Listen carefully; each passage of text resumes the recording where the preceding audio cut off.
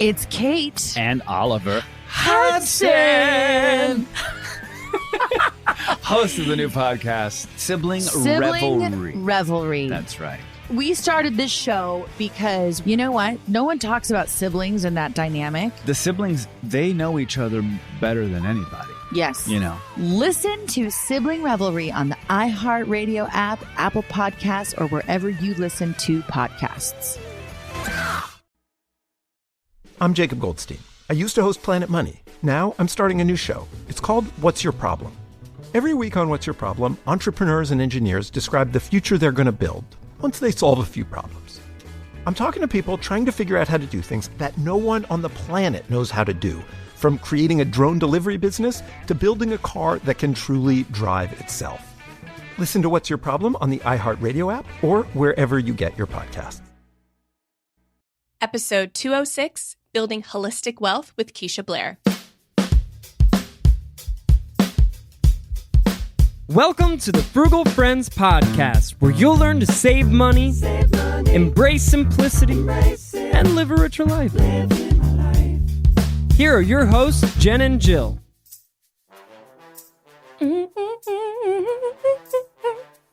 Welcome to the Fancy Friends podcast. Ooh. This is Eleanor. And this is Penelope. And I'm sorry if you thought you were getting the Frugal Friends podcast, but it's been replaced with the Fancy Friends. And so we're going to be talking about building holistic wealth in things that you have, in things that you want, and in things that you may not need but should have because they make you look wealthy. But first, let's get into our highly paying sponsors. Our new show, Fancy Friends Podcast. Sick of all those frugal friends' advice to stop spending on stuff you don't need or truly want? Psh! Are you ready to give up on simplicity and cash in on opulence?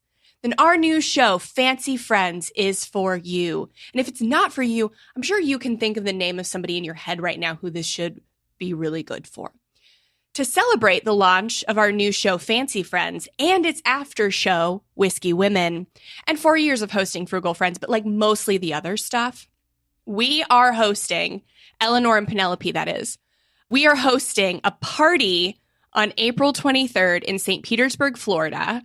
So if you are in the area, in the Tampa Bay area, or want to be on April 23rd, then head to frugalfriendspodcast.com/party for more info, because we're just mooching off of that URL for now, you know, like before we get Fancy Friends Podcast. Don't buy that, please.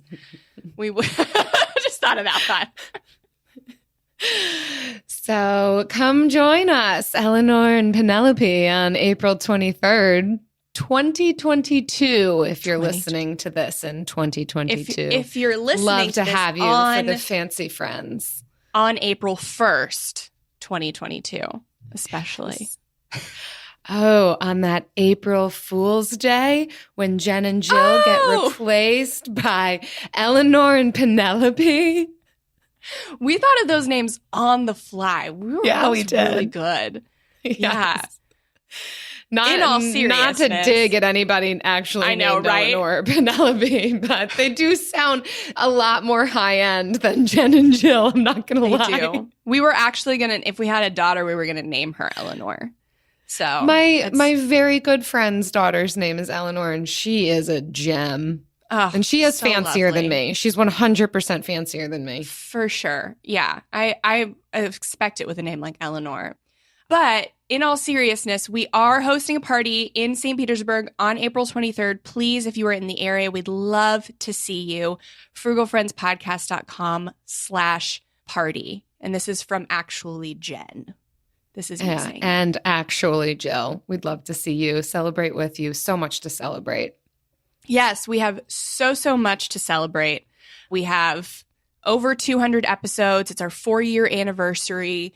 So please come out and celebrate with us in the only way Fancy Friends would.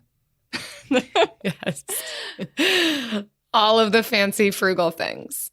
Absolutely. Let's get into holistic wealth, because we are actually talking about that with Keisha Blair today, but not in the ways that Eleanor and Penelope might lead you to believe holistic wealth is.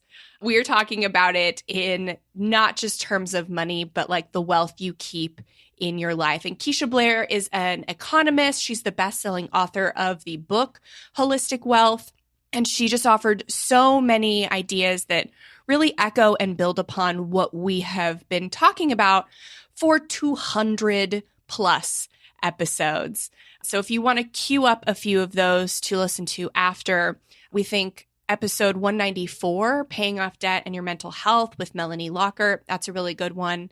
And also episode 126, which is Creating Healthy Financial Boundaries with Family and Friends, that we think would also be a good one to queue up. It is a really beautiful conversation with Keisha. So thank you for bearing with us on our April Fool's joke because we couldn't help ourselves. And we hope you're still here because Keisha brings so much great insight, knowledge, wisdom. So we're excited to get into it.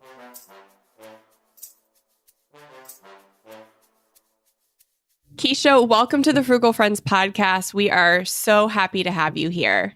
I'm elated to be here. Thank you so much for having me, Jen and Jillian. It's great to be here.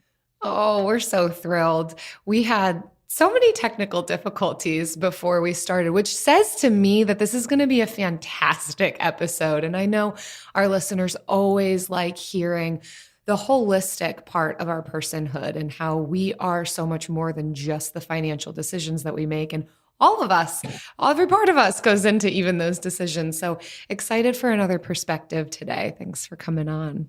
Absolutely. So let's dive in.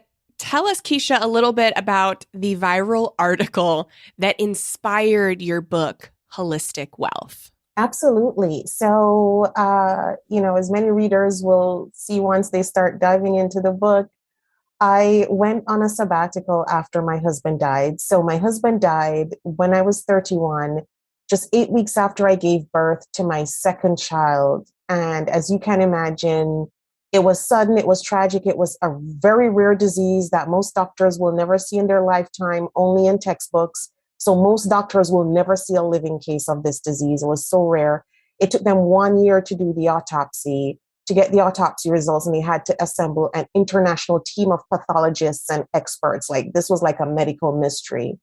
So you can imagine dealing with that and then getting the results. I had to take a pause and I had to take a break just to figure out how to move forward, how I wanted my life to look, and just to, process everything and just to take care of my needs and the needs of my two young sons that I had. And when I came back, I, thought about all the lessons that I had learned from the experience and how I could distill that in an article for anyone and for everyone, even those who had not been through this type of experience, but were looking for life lessons. And so I wrote that article.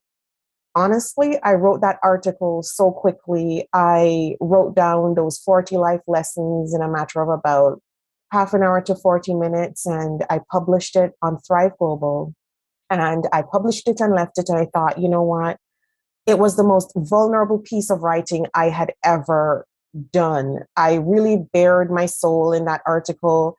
I really hoped no one would read it. And I was just scared. I was just like, I just hope nobody reads this because it's so vulnerable. And it happened that everyone read it and that the editors at Medium emailed me the following day and said, this is one of our favorite pieces for the entire year. Can we do a voiceover? So can we get like a voice artist? And I said, of course. And they, it just went wild. It, was picked up by several different outlets and just went viral. And 50 million. Several, like over 100, I think, right? Yes. I saw there were over 100. Yes. Yeah, yes, several. Like over 100 either featured or linked to it. It was actually 160. And it was just unbelievable, the outpouring, the response. And I genuinely did not expect to get that. I had family members from Florida call me and, said, it's on MSN. Like, did you see it? And I'm in Canada, as you know, I didn't see it. And they had to send us the link because the firewall was blocking it. But we had family members sending us links from all over. And it was, if you've ever had a viral article, it's something you never see coming, you never expect it. But when it happens, it's unbelievable, the response. And people started reaching out on Facebook and social media, other women and young women and, older women, everyone, and started saying how much this impacted their lives. And I showed it to an agent and she said, you know what, this is the book you should write. You should turn this into a book so that it's accessible for everyone, expand on these lessons. And I did that. And my editor was the one who said, I see holistic wealth in this article. This is what holistic wealth is. And at the time, I was just like, wow, that is just amazing. And that's how the name of the book came about. That's how the journey started, from those life lessons, because in those life lessons, those 40 lessons, there's lessons on money and managing your money and planning for financial longevity, and lessons on having a personal mission in life, lessons on, the important things like spending time with loved ones and all these things that, sometimes we forget. But through COVID-19, I think many of these things have been brought to the fore as we think about our mental and our emotional health and really living a life of meaning, beyond our jobs and beyond our careers and our businesses. And that's what, this book is about. And that's how the journey started. Wow, Keisha. As you reflect back on that article going viral and even saying, I actually didn't want anybody to read it, and then it went viral, what do you think it was about that particular article that really resonated with so many people? Yeah, so I think the title in and of itself, my husband died at age 34.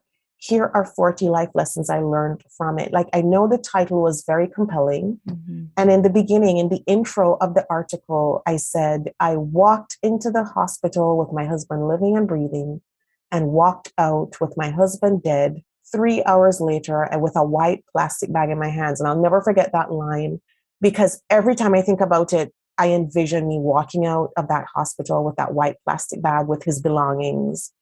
And the crux of it, I think, for many people was that this could happen to someone so young, so suddenly, and so dramatically, right? And then the money lessons were another thing. So I had many money bloggers featuring the article on their websites, like they featured it, and many of them, ranked it as the top article for millennials for that entire year. So I went out with the article in December 2017. And in January was when, from December to January, it started the momentum. And so it was this article that was being spread all over the internet at the beginning of the year when people are looking for this type of motivational type of information. And several finance websites, several money bloggers named it the best article of the year for millennials. And I think that hit a nerve as well, especially for millennials, because in the article, of course, I speak about debt, right? And not, and how to manage that and why it's so crucial that we not get into a lot of debt, because like this can happen at any time, right? At any age. And I think that's what struck a chord. I think it was several different things in addition to the money lessons that were shared that really struck a chord with people, and just the kind of depth and breadth of the article and the subjects covered and the raw emotion in it, because you could feel it coming through. And I wrote it with, all those feelings and everything. And yeah, it was just one of those things that really touched a nerve at that point. I think I can feel the feeling when I read the article, because some of the 40 are very long, and then some of them is just one sentence. It's and when you're writing with feeling, it comes out different than writing with an outline or something. And so I just appreciate so much seeing that difference as a writer, and it does come, you say different things when you're writing through feeling, and it is really raw and inspired this whole like holistic wealth movement that you are pushing forward, which is essentially kind of the same stuff we're talking about in our membership in the course we have, and trying to get people away from like climb the corporate ladder, make as much as you can, save as much as you can, focus only on, investing and growing your net worth, to like there has to be a balance. Absolutely. Like there has to be that. Keisha, it's so striking to me. I mean, of course, we have questions about the specifics of your perspective, but I do want to acknowledge, just to me, it's striking just the tragic loss that you walked through and how you chose to navigate that, and the way that that's connecting with other people. But it's not skipping over me the fact that this is a deeply vulnerable part of who you are and your experiences that so many people did connect with. How has that been for you? Just the fact that people are connecting to this, one of the worst, I would imagine, things that have happened in your life when you didn't want them to read it, and here they are reading it and connecting to it. How has that been for you in this process? Yeah, no, it's been amazing actually, because throughout the whole process, even after publishing that viral article, I didn't expect that type of outpouring.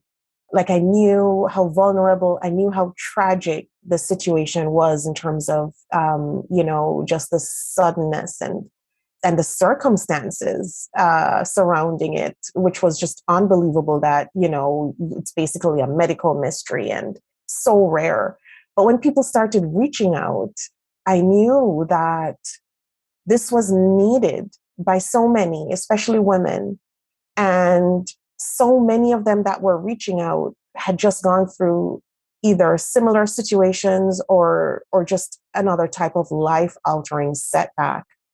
And it just really helped me to realize how much this is needed. And this was pre-COVID, right? So you can imagine now. But that's what drove me to really work on capturing all of this in a book and in a message that would help people. And I didn't want the message to be just grief and pain and tragedy. I really honestly didn't want to be known as like the grief lady or the woman who went through this whose husband died. So even though I wrote that viral article and that was the title, I really want to be, I want this message to be one of hope for people. And that's why I love holistic wealth so much, because it's not just one of grief and pain, it's one of hope.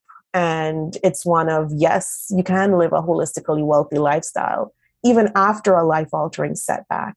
So I love the fact that so many people reached out, because I knew there were so many others out there that were going through this like I was, and that I could use my story and my skills and experience, not only as a writer, but as a trained economist, to actually help women. And it's unbelievable when I think about my journey, that it so happened that I was a trained economist, that this happened to, that it so happened that I had the type of training and skills that I had built up. And it just so happened that I was one of those women who was always on top of my finances and always pushed to invest, and to invest young. Like I started investing at 21. And so I felt like I could use this to actually help other women, realize what they need to do and how they need to put things in place. And I kid you not, like, I train my certified holistic wealth consultants now in terms of the story of self. And it's amazing how, your unique skills and experiences and what you go through in life, you can use to help others. So when they started reaching out, it became clear to me that this was honestly now my purpose. That's excellent. And so let's talk about that. What are the 4 parts of holistic wealth that you highlight that are so important? Absolutely. So in the book, I define holistic wealth as financial independence coupled with financial savvy, and having different parts like your emotional health, your mental health, and even your spiritual health as pillars of holistic wealth. And combined with that too, are, your relationships that help to enrich you and having a life purpose. And in the book, I say all of this combines to give you the tools that you need to basically overcome any life-altering setback. So this is not just, a nice to have. This is critical in an age of disruption. And this is the toolbox that we need to be able to master the art of recovery from disruption. So, how you mentioned earlier that, yes, in the finance world, we talk about our net worth a lot, and it's all about tracking your net worth. And yes, it frustrates me a bit to see it too in the finance world, and probably more than and that's why I think that the whole concept of holistic wealth is so important, because yes, having your finances in place is a great thing. It's an amazing thing. But I realized when a tragedy hits and you don't have the other pillars in place, it's hard to recover. It's hard to get over that. I mean, money is one aspect of it that enables you, of course, to live and to eat and have a roof over your head and have savings and not be bogged down in debt, which all helps. And it's unbelievable. But what really got me through it was building my resilience, was these other pillars that are needed to overcome that type of tragedy and to even overcome or even to kind of live in this disruptive world that we're living in right now. And we're seeing it with the Great Resignation wave too, where, so many women have left the workforce. So many people have left the workforce as they're looking for more meaning in life. And it's not just about climbing the corporate ladder anymore. And people are realizing, right, that that's not necessarily the best path forward. And all of that is also encapsulated in the book and in what I talk about in the message in Holistic Wealth, right? Because I realized I was on a corporate track. I was in the executive track when my husband died, and I had to give it up. Like I literally had to walk away, just like how women have had to walk away through COVID-19 from that corporate life. I had to do that. And it wasn't because of just thinking, well, yeah, I'll just do, it was out of need. At the time I had 2 young kids, as I said, and it just wasn't working. I needed to find that balance. And that's what everybody is looking for now. And that's the kind of focus, and that's the essence in the book, and with the message. And I think that's what so many people are seeking right now. We're seeking just a life where it's not just all about climbing the corporate ladder, building up this, tracking this net worth, which is also important, but not just about that, but about how we can really build our lives in an authentic way, to do the things that are important to us. AI might be the most important new computer technology ever. It's storming every industry, and literally billions of dollars are being invested. So buckle up. The problem is that AI needs a lot of speed and processing power. So how do you compete without costs spiraling out of control? It's time to upgrade to the next generation of the cloud, Oracle Cloud Infrastructure, or OCI. OCI is a single platform for your infrastructure, database, application development, and AI needs. OCI has 4 to 8 times the bandwidth of other clouds, offers one consistent price instead of variable regional pricing. And of course, nobody does data better than Oracle. So now you can train your AI models at twice the speed and less than half the cost of other clouds. If you want to do more and spend less, like Uber, 8x8, and Databricks Mosaic, take a free test drive of OCI at oracle.com/strategic. That's oracle.com/strategic. oracle.com/strategic. Discover the heartwarming and hilarious world of sibling connections on Sibling Revelry with Kate Hudson and Oliver Hudson. You might be asking yourself, what is Sibling Revelry? Yeah, well, we just made it up. They'll have some laughs and maybe inspire some people along the way with universal tales of what it's like to grow up with brothers and sisters. We're full-blood siblings, the only full-blood sibling. In our family. Well, not in the world. I mean... No, in the whole world. That's just it. Like, no one... Dive into family tales and explore the human mind with guests like Joel and Benji Madden. And it's fun because we've decided to open it up, to really like all kinds of different siblings. And it's going to be an awesome season. It's more than a podcast. It's a celebration of the ties that bind us. Listen to Sibling Revelry with Kate Hudson and Oliver Hudson on the iHeartRadio app, Apple Podcasts, or wherever you get your podcasts. Yeah. It's really resonating with me, this concept of like we talk about having an emergency fund, and it's hitting me, this holistic emergency fund. Not that we want to constantly be waiting for the shoe to drop, although we are living in a time, I love how you're describing that this disruptive world, disruptive culture, but recognizing it is going to happen. It's why we have an emergency fund, because we know emergencies, crises are going to happen. And it's not just about how much money do you have in the reservoir, but how connected are you with other individuals? What life-giving opportunities do you have that aren't dependent on having a set amount of wealth? How is your spiritual life? How is your emotional and mental health? Of course, we're not going to be hitting the brass ring every single time in all of those categories, but what an awesome concept to get on board with and to align ourselves with, of not just the emergency fund, but the emergency reservoir of holistic health. It's really resonating with me, Keisha. I appreciate what you've said there.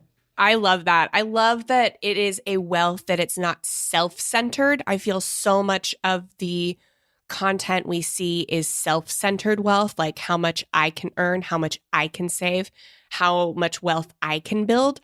But this is a life-centered wealth. So it is not just those things, but it doesn't isolate them, but it includes them with like an intentional life purpose. So like, what can I be doing that's greater than me? And like even physical, like you even include like physical wealth and like being a good steward of like goodwill and stuff. So it's like it's people, it's environment, it's life-centered wealth. And that is what's going to make us truly happy. Like we are not designed to just be like isolated individuals with fat bank accounts. We are created to be like people in community. And this holistic wealth really does like bring that to life.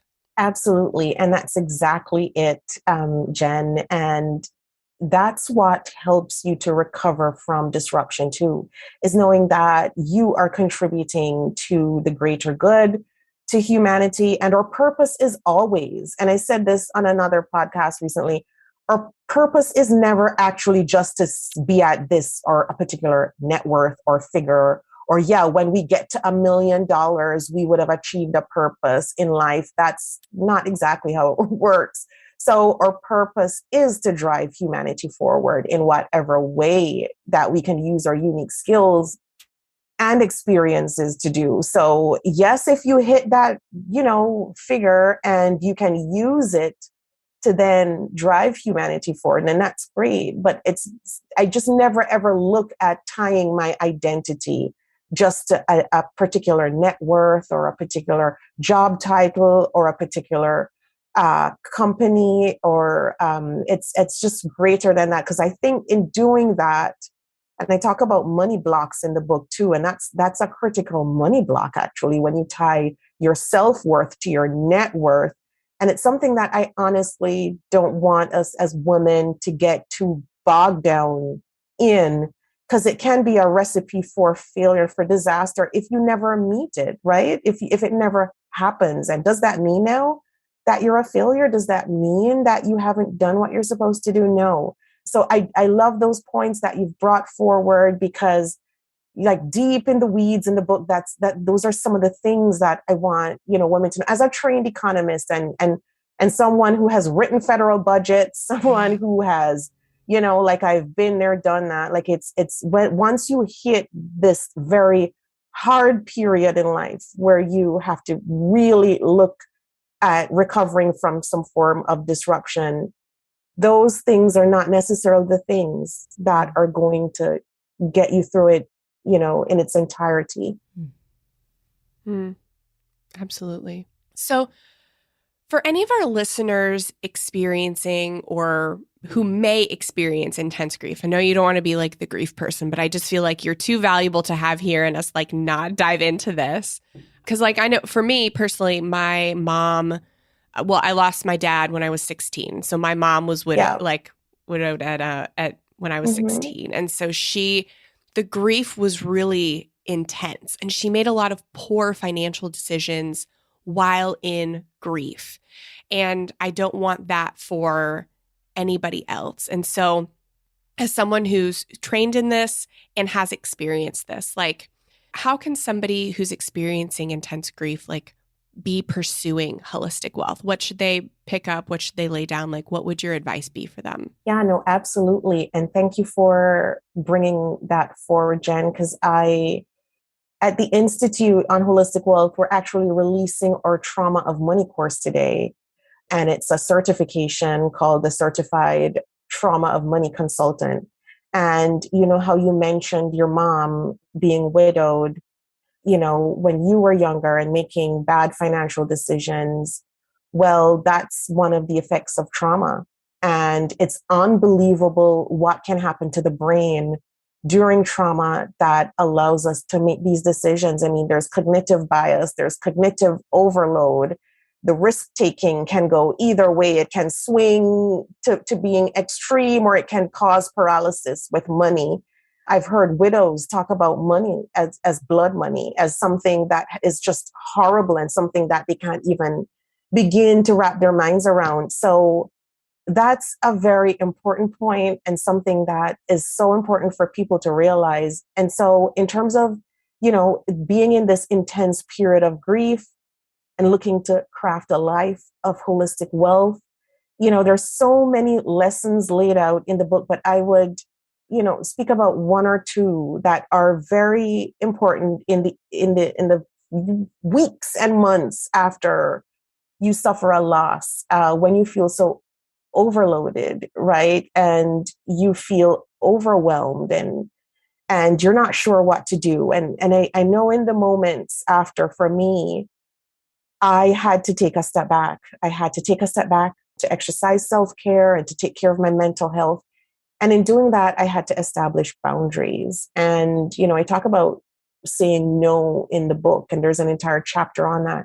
Well, that is actually one of the ways that we can fill our holistic wealth bank accounts, with saying no. And the word no is used in this sense to fill your stores of energy. Saying no in this sense is used to fill your stores, shore up your emotional health, shore up your, you know, your mental health, and to shore up that spiritual day-to-day practice that you need to get over it in the first couple of weeks and months, when you need that time to meditate and to think about how you're going to craft a life forward. And, you know, Jen, you mentioned the case of your mom, and I know that's the case of a lot of widows where, you know, you don't take that time to think about these things. You keep going, trying to kind of, you know, set it to the back of your mind. And then sometimes you can make the wrong decisions. And so in saying no and establishing boundaries, that's one of the ways that we can, you know, craft that time to kind of just think about and to get over and to heal and to think about what we want going forward. The other thing is outlining, and this isn't something to do in the first week or month after, but at some point, you know, I know many people going through a loss think about, wow, how do I honor my loved one's legacy? And that's something that comes about pretty quickly when you go through something like this. And so I always tell my consultants, start writing down, or women I coach, start writing down a mission for yourself, start writing down your personal mission, what you want it to look like. And then within that mission, of course, part of that is a legacy, and your legacy, and combined with the legacy of your loved one. So that also helps to kind of put things in perspective, to kind of give you that personal GPS going forward, the direction of your life. You know, we talked about intentional life design, and I always say holistic wealth is intentional by design.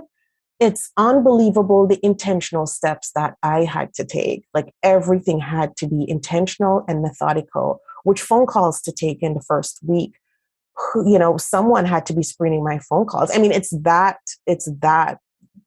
involved, right? And so, when I talk about the holistic wealth method, where you think of things that are additions and depletions to your holistic wealth bank account, we're talking about things like this, where it's time and boundaries and relationships around you that enrich you and things like that. And of course, in the first few months of grief, those relationships are key. Those loved ones around you who support you and in ways that you can't even imagine, and really lift you up. So that's a critical part of it in terms of first steps and trying to think through, especially when you're in a position of deep grief, or you're in that mode and moment where it's so overwhelming.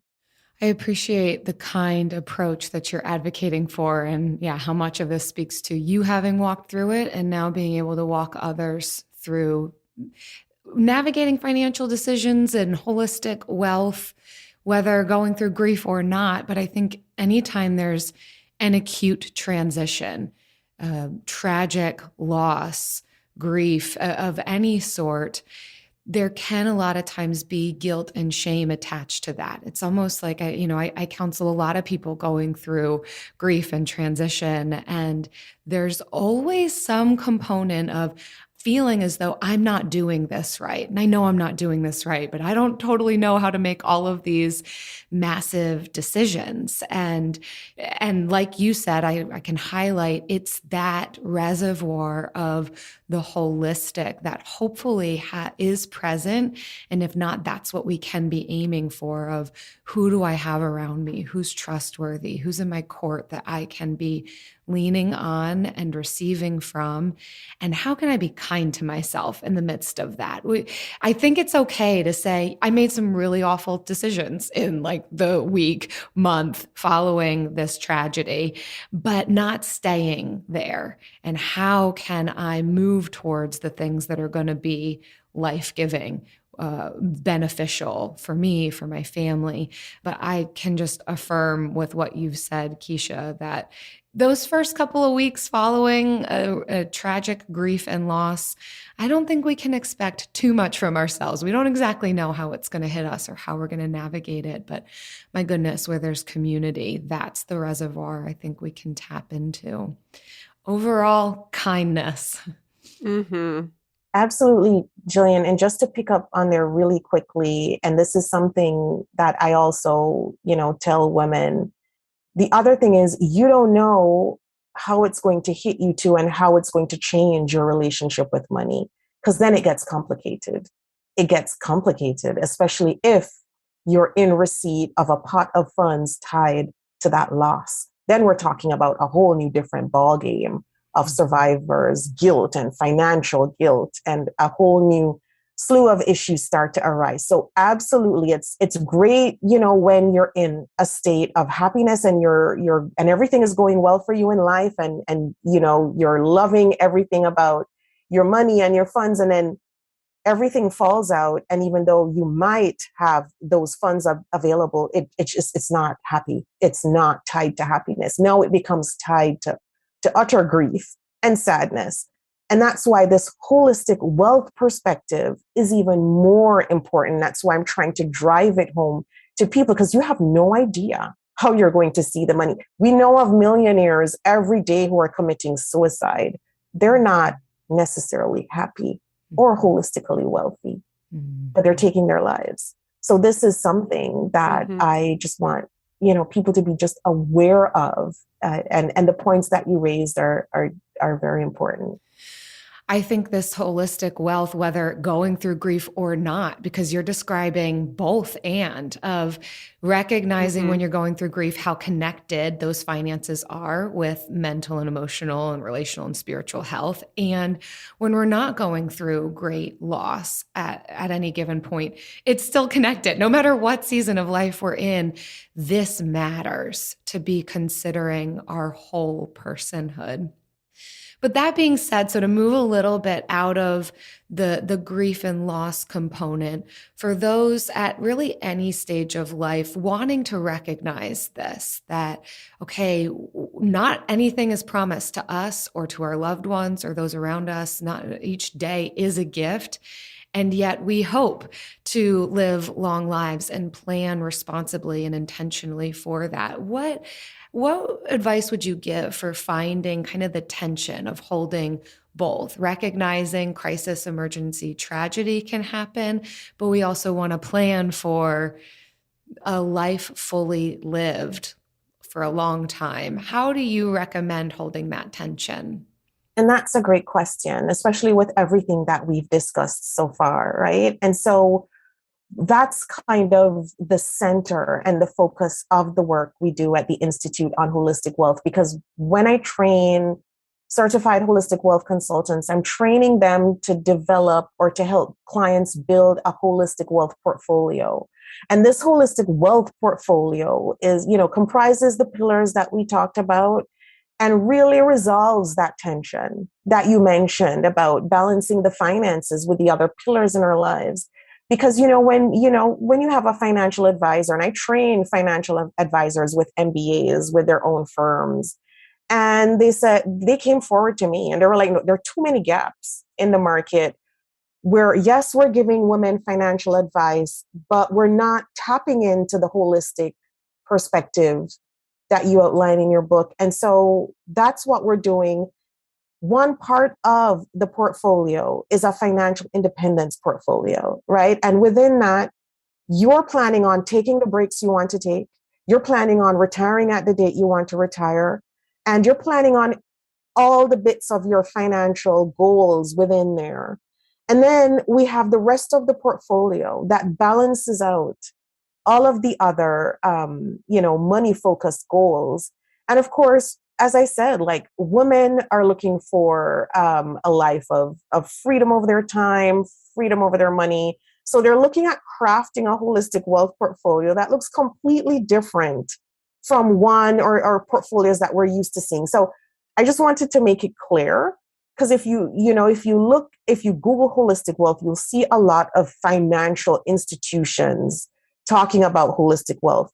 And what they're talking about is something completely different. They're talking about, within the suite of instruments that we have available at this bank, here is holistic wealth. Now, I'm speaking beyond those things. So absolutely, you need to have an emergency fund, and it needs to be, I'm recommending 9 to 12 months. And absolutely, you need to have your insurance policies in place.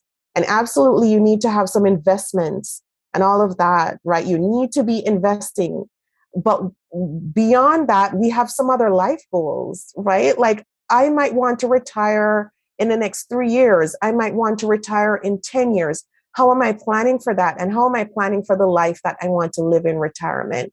And let's say I'm financially independent now, but I don't want to retire yet. I want to keep working, or I want to build my business. How do I plan for that? And how do I balance that with all the goals that I have? And so that holistic wealth portfolio is unique to your goals. It's unique to what you want to accomplish in life.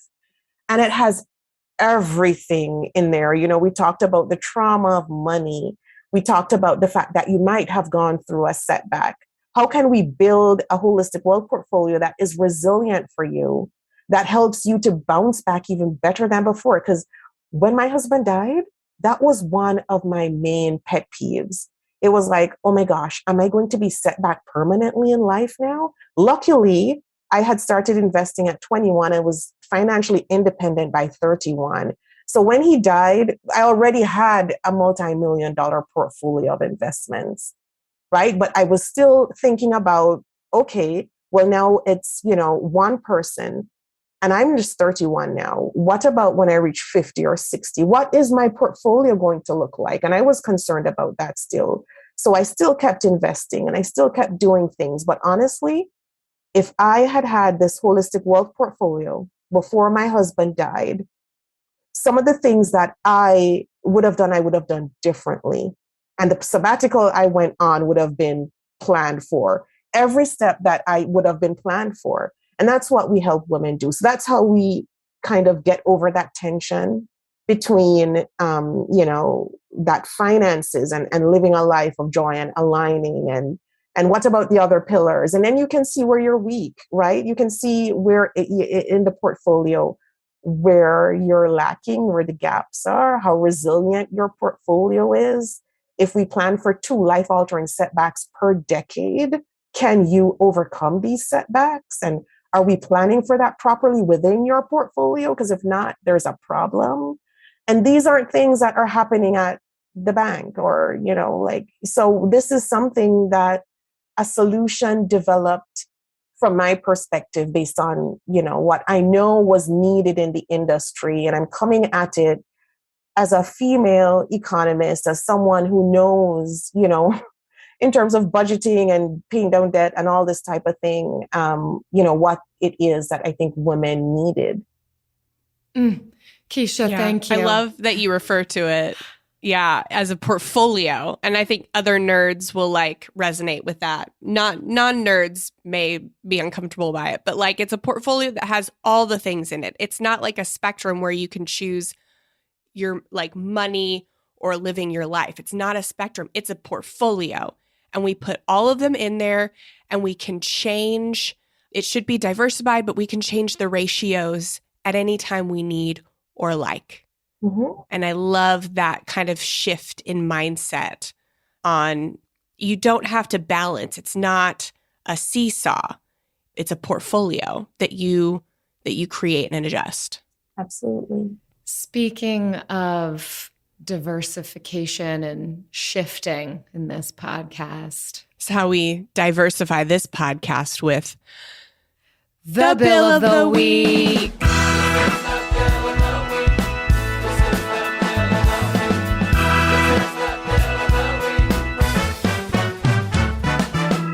That's right. It's time for the best minute of your entire week.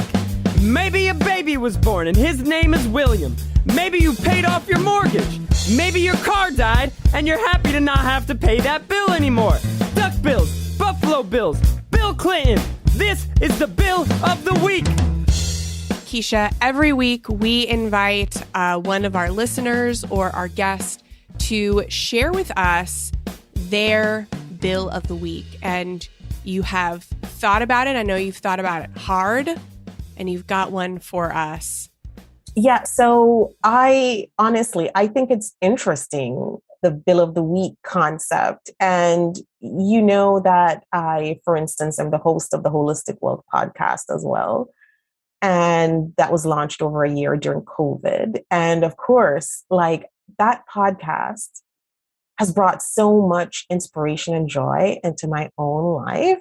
So I'm going to say that bill that surrounds my podcast is my Bill of the Week, because I think about it and it's not much, honestly.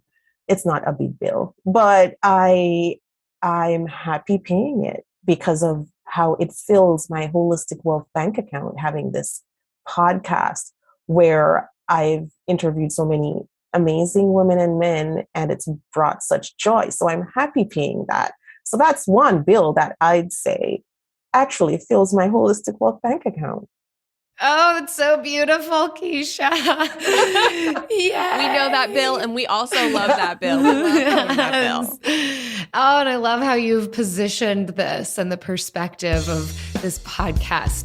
It brings life to you and to others, and how that is a reason that you don't mind paying it. How lovely. Yeah. Well, if you all who are listening have a bill that you want to submit, whether it has to do with a bill you don't mind paying, a bill that's life-giving, a bill that is paid off, you don't have to pay anymore, you know the drill. Visit frugalfriendspodcast.com/bill. Leave us your bill. Discover the heartwarming and hilarious world of sibling connections on Sibling Revelry with Kate Hudson and Oliver Hudson. You might be asking yourself, what is sibling revelry? Yeah, well, we just made it up. They'll have some laughs and maybe inspire some people along the way with universal tales of what it's like to grow up with brothers and sisters. We're full-blood siblings, the only full-blood sibling. In our family. Well, not in the world. I mean... No, in the whole world. That's just it. No one... Dive into family tales and explore the human mind with guests like Joel and Benji Madden. And it's fun because we've decided to open it up, to really all kinds of different siblings. And It's going to be an awesome season. It's more than a podcast. It's a celebration of the ties that bind us. Listen to Sibling Revelry with Kate Hudson and Oliver Hudson on the iHeartRadio app, Apple Podcasts, or wherever you get your podcasts. From the studio who brought you the #1 podcast, The Piketon Massacre, this is Murder 101.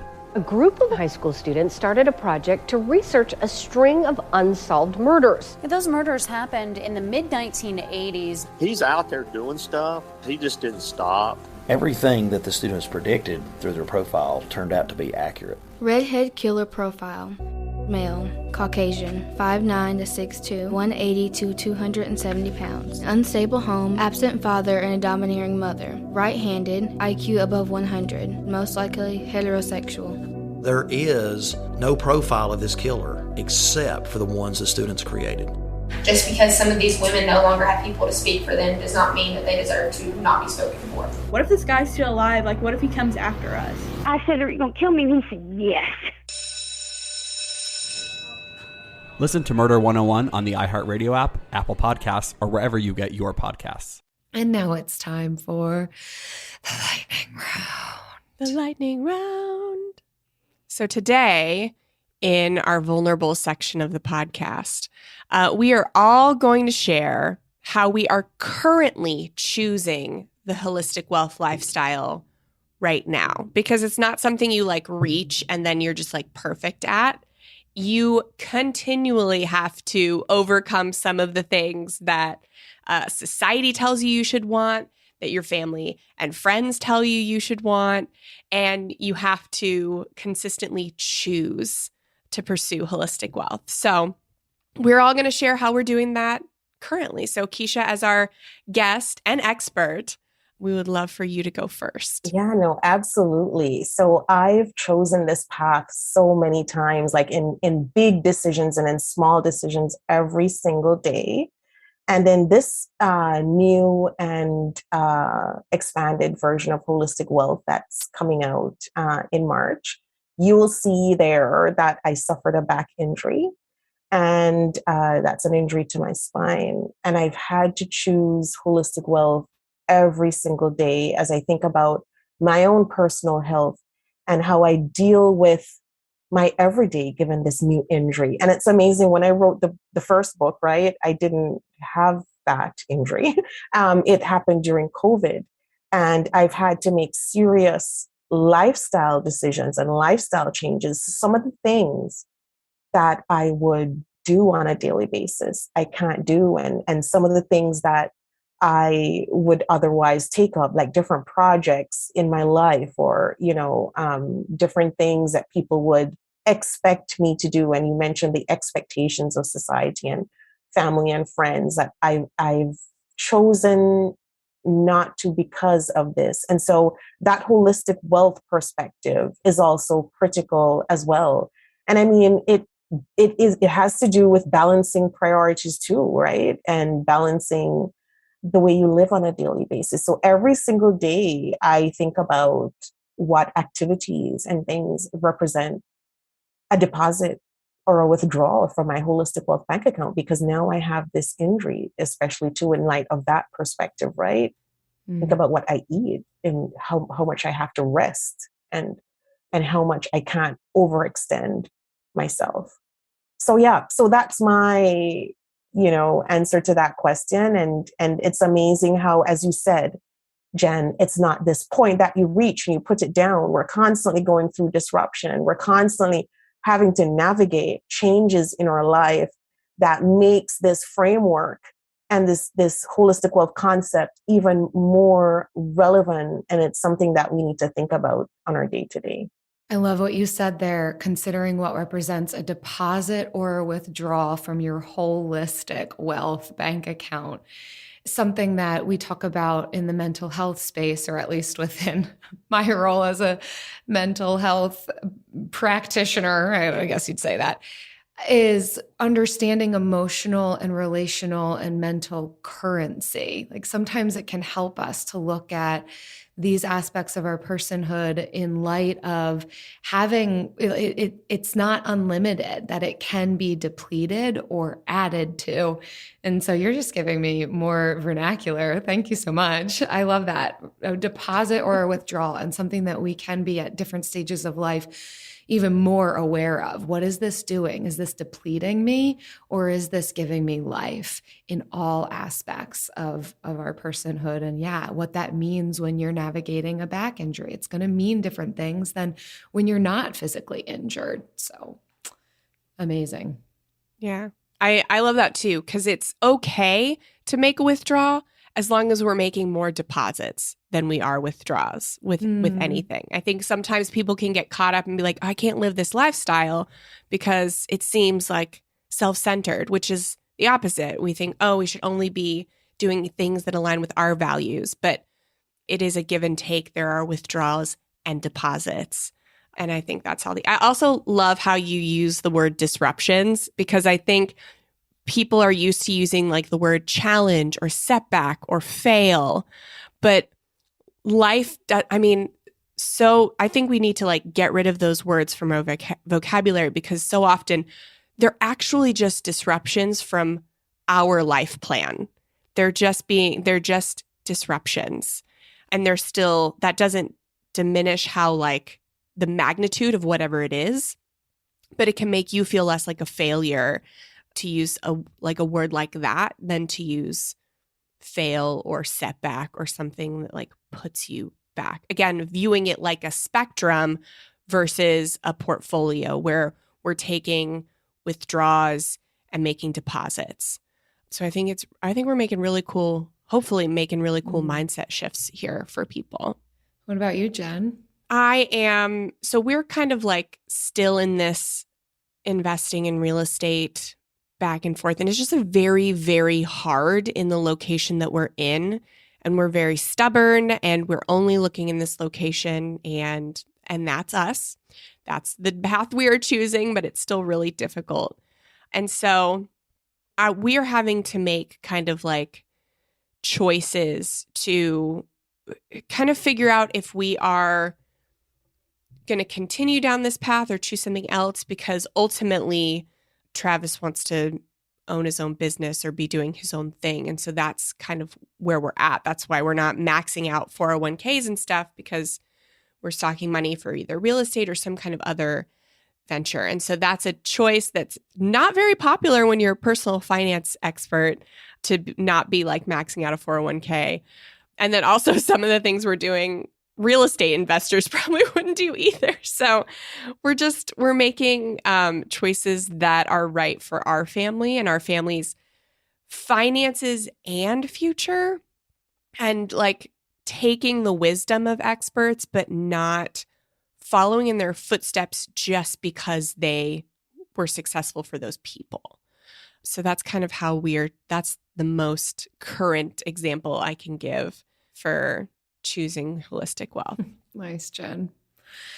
For me, I think referencing back to COVID, I know you mentioned it a couple of times, Keisha, and probably similar to many people around the world, it really threw me for a loop in a lot of ways. And not just because there's medical concerns, but it hit every part of my personhood. It changed a lot. It was a disruption. It changed a lot of the way life looked for me, emotionally, relationally, spiritually, mentally, and it really wiped out nearly every part. And so I think I'm slowly recognizing that each of these aspects are non-negotiable, where I kind of thought, I'll just put my spiritual and relational health on the back burner for now. It was almost an epiphany recently of that's actually non-negotiable. I need to be caring for myself in all of these areas, and not just me doing it all, but connecting with those that I feel are going to be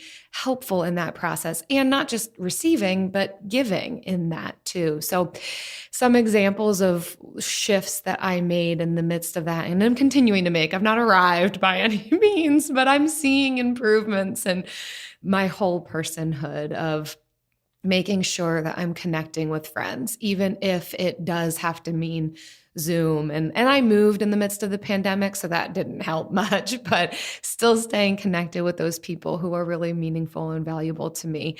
I have also, Jen's probably so tired of hearing me talk about this. This is like the new and improved Vitamix conversation, but I started a garden, which is so incredibly life-giving. I can't even put it into words I don't have the words to describe how unreasonably excited I am about this garden. She's a proud plant mom. Oh, my babies.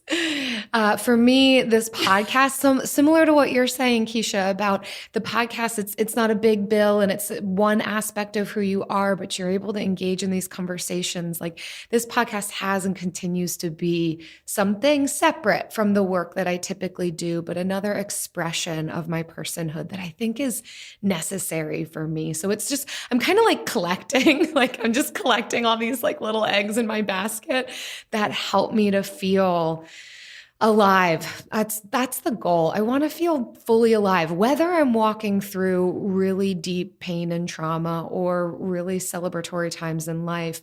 I want to engage in it fully alive. And I'm starting to feel that coming back as I also started exercising, just YouTube exercises. Don't get it twisted. I'm not that strong, but it's helping. So I cannot say enough about our whole personhood and looking at how can we make deposits in every single aspect, because there is always going to be things taken and withdrawing out of it. Yep. Absolutely. So that's that. Thank you, Jill. Yeah. Keisha, thanks so much for coming on and allowing us to have this conversation. Where can people find more about you and Holistic Wealth? Yeah, so my personal website is KeishaBlair.com. And you can also check out the Institute on Holistic Wealth website too. That's www.instituteonholisticwealth.com. And I'm on social media. I'm at Keisha O. Blair on Instagram and on Twitter, and Keisha Blair Author on Facebook. And yeah, I love connecting with people. So you can connect with me through my website or on social media. And of course, the book is available for pre-order everywhere online right now. So that's also great. So yeah, you can connect with me through different channels. Beautiful. Keisha, Awesome. Thank you for the strength factors that you shared, the real tangible, low-hanging fruit that we can be anchoring ourselves in, and for motivating us with the resilience that you have intentionally built. I so appreciate your perspective and what you've shared today. Absolutely. And thank you so much again for having me on the show. Oh, Penelope, what did you think about that looking back on it?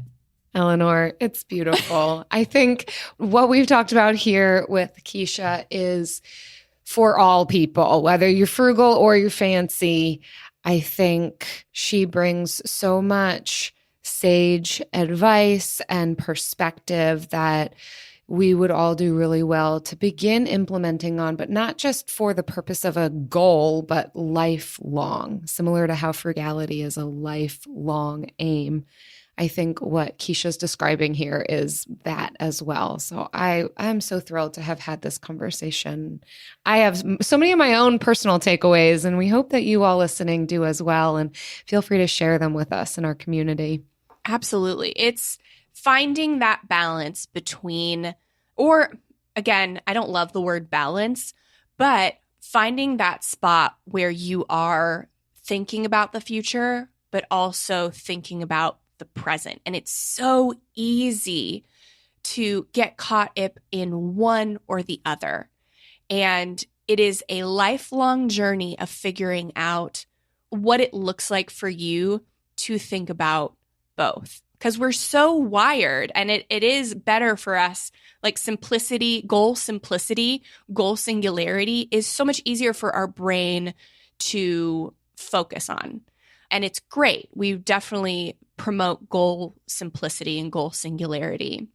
But it's finding while pursuing that singular goal, thinking about both the present and the future, because it's very easy to become a radical convert to either side. And that's not what we're about. And Keisha has such a profound story that illustrates why it is important to think about both.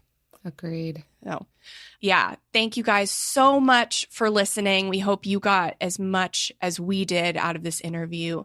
And if you did, we would love for you to leave us a review that helps people know what they can get out of listening to this show. Kind of like this one from D. Gons 89. 89 babies. Yes. I hope that means you were born in 89, because we were. And it happens to be 5 stars. It says, my Get Out of Debt support group. I started listening to Jen and Jill a few months ago, and they instantly became part of my Get Out of Debt support group. They are funny, practical, and motivating. I look forward to their episode each week. Can't wait to pay off some debt and submit my bill of the week. LOL. I think that's how I want to be described for the rest of my life. If the banner over me can be funny, practical, and motivating, I'm set. Thanks, D-Gons 89. Literally everything we're hoping for. So thank you, D-Gons. We also want to thank our friends who share these episodes on social media. When you share the latest episode on Instagram, we're adding you to our monthly drawing. For every 5 tags and reviews we get each month, we're giving away $50 for you to spend in the Frugal Friends shop. Yeah, so keep leaving us reviews wherever you listen to podcasts, and send the screenshots to reviews@frugalfriendspodcast.com. And don't forget to tag us on social. We do see it. See you next week. Frugal Friends is produced by Eric Sirianni.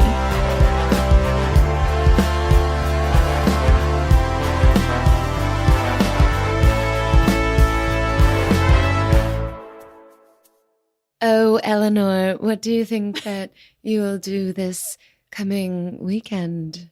Oh, Penelope. I'll probably take a ride on my yacht. And bring some cheese and fine wine. Yes. It will be an okay time. It will be average. Certainly, yes. Yes. How about you, Penelope? Oh, yes, Eleanor. Oh, thank you for asking. Thank you for returning the gift of a question. I don't care, but I am polite. Yes, I appreciate your social graces. I will probably take the horses out of the stable for a little bit of a jaunt through the woods. But it's manicured woods. Don't worry, there's not a leaf to be seen on the ground. I love how do I say it, rustic or middle class you are, that you would take your own horses out. It is so sobering and grounding to me to see you, and I just wanted to encourage you in that. Well, I like to stay, connected to the middle class. Is that how you say it? Middle class? I think you've got it. I can't really say it. It's not in my mouth does not make those words. My throat keeps me from saying it. Yes. It's difficult for me. Well, and then after that, I will soak in the hot tub. Oh, yes. Soak. Yes. How many people does your hot tub hold? Oh, just one. It's just for me. Yes, I have very, very fragile bones, fragile muscles from a life of luxury. So I must soak in the hot tub. Mine holds 37, but it's not important how many more people my hot tub holds than yours. That's not important, but it is. Yes. Well, it is better to keep it to yourself, though, Eleanor. Oh, yeah. I don't know. I do not like to bathe with others. Well, that's so common of you.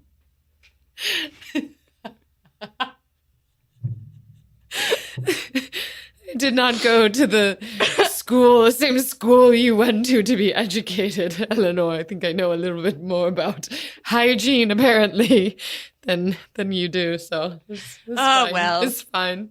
I bathe 7 times a day, so one bathed bathed with them. Well, there's not 37 people in my hot tub, but I don't want you to get the wrong idea of Penelope.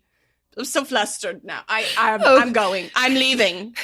We're such good friends, Eleanor, you and I. We're such good friends. I'll talk to you in 6 months when I recover. Okay, so long. Discover the heartwarming and hilarious world of sibling connections on Sibling Revelry with Kate Hudson and Oliver Hudson. Dive into family tales, explore the human mind, and laugh with guests like Joel and Benji Madden. It's more than a podcast. It's a celebration of the ties that bind us. And it's fun because we've decided to open it up to really like all kinds of different siblings. And it's going to be an awesome season. Listen to Sibling Revelry with Kate Hudson and Oliver Hudson on the iHeartRadio app, Apple Podcasts, or wherever you get your podcasts. I'm Jacob Goldstein. I used to host Planet Money. Now I'm starting a new show. It's called What's Your Problem? Every week on What's Your Problem, entrepreneurs and engineers describe the future they're going to build once they solve a few problems. I'm talking to people trying to figure out how to do things that no one on the planet knows how to do, from creating a drone delivery business to building a car that can truly drive itself. Listen to What's Your Problem on the iHeartRadio app or wherever you get your podcasts.